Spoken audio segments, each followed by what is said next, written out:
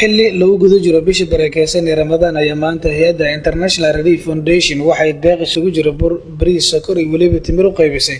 dad yar kuwaas oo ku sugan degmada Xamarweyne ee gobolka Banaadir. Dadkani loo qaybiyay deeqdan gaaraya ku dhawaad 500 qof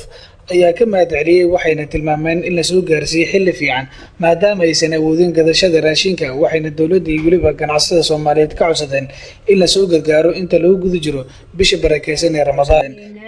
hay'adda oo International Relief oo noogu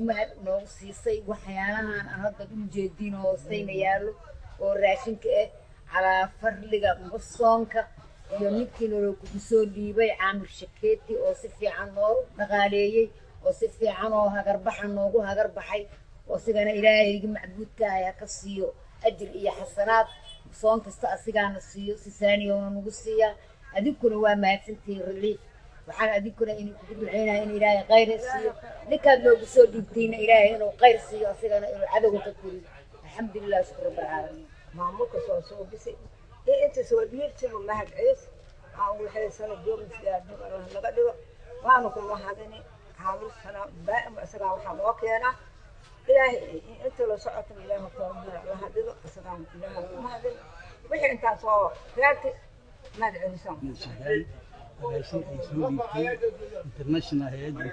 Relief Foundation oo hay'addaas kar Allah siiyo sanad kasta oo Ramadaan bixisa kaalmadaas marka dadkii soo dhiibay iyo dadkii maartay bixiyaba Ilaahay ajir xasanaad Allah ka siiyo. waxaan rajaynayaa in sanadkiisa kale ayagana ay ku gaaraan nabad iyo caafimaad iyo aakhirina waxaan u rajaynayaa inay jannada ay Ilaahay ka waraabaan. بس عامل بكيت عن جوفنا وسود يبتين أفرك يوح وسود يبتين وانهور يالين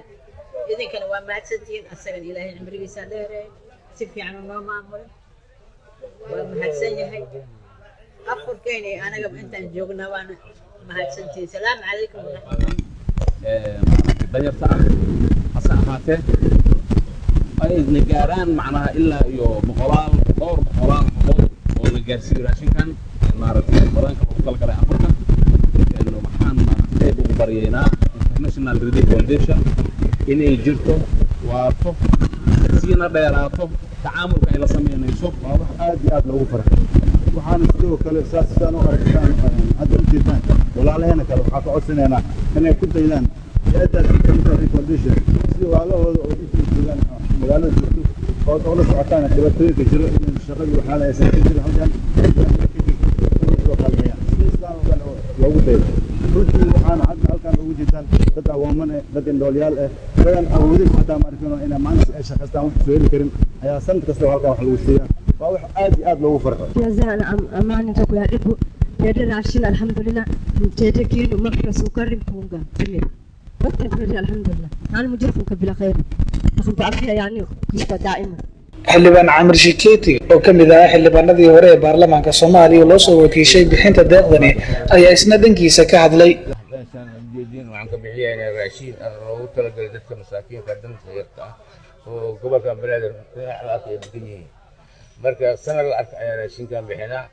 waxaana soo dhiibaan dad Soomaali ah oo la baxay International Relief Foundation oo joogto London. amarna ana waxaa gudoomiye sanad la arkay dadkan siya ilaa 400 qof 500 qof ayaa sinaa maanta 100 shiina birin 100 birin dambana 100 sidaas oo kula bixinayna qofkiina waxa soo aadaya 10 kiilo bur ah 10 kiilo bariis 5 kiilo sokor 3 litir saliid ah iyo 2 kiilo timir ayaan ugu talagalay waxaan ka codsaa ganacsatayaasha Soomaaliyeed ama dadka muslimiinta kale inay ummadan Soomaalida dhibaatadaas ay wax u qabtaan. ganacsatada qaasatan Allah Soomaaliya Ilaahay xoolaha sii xoolahooda sadaqa waa inay ka bixiyaan ajir waa inay ka raadiyaan dadka masaakiinta dhibaatada waa batrooba yimid kaxootiyaasha barakacayaasha meel ay seexdaan mal ilmahooda waa jiryiin waxa hay malaria waxyaalo kiifo kala ku dhacay daawo ma jirto wax ay jirto mal dawladda dadaalka soo diidaasha marka ayay waxaan rajeenaa inay sii kordhiso qaasatan wasiirka arrimaha gudaha iyo gobolka Banaadir inay qayb weyn kaga qaataan dadka masaakiinta sidii wax loogu qabalaa hoyl loogu sii lahaa bustooyin iyo sanyeeri wax iskaga celinay daawooyin loo helo dadka Soomaaliyeed waxaan leeyahay waxay walaalihiin Soomaaliyeed dhibaataysa soo fiirsha Soomaaliya mid Allah ka dhigan leeyahay nabadda ilaa noo sugo dadka boqolkood maanta u qaybisay raashinka degmada ku nool yihiin degmooyinka waa degmooyinka gobol banaadir ay ka tirsan nooc la aqoonsaday maxaafadda Boondheer Abdicaziz Sindigaan Axmed Rajab Ciise dadka soo wacwaado ma wax ma Soomaali wax loogu tala dadka danjar wax loogu tala galo marka degmooyinka oo dhan ay ka tirsan 17 degmo oo gobolka banaadir ah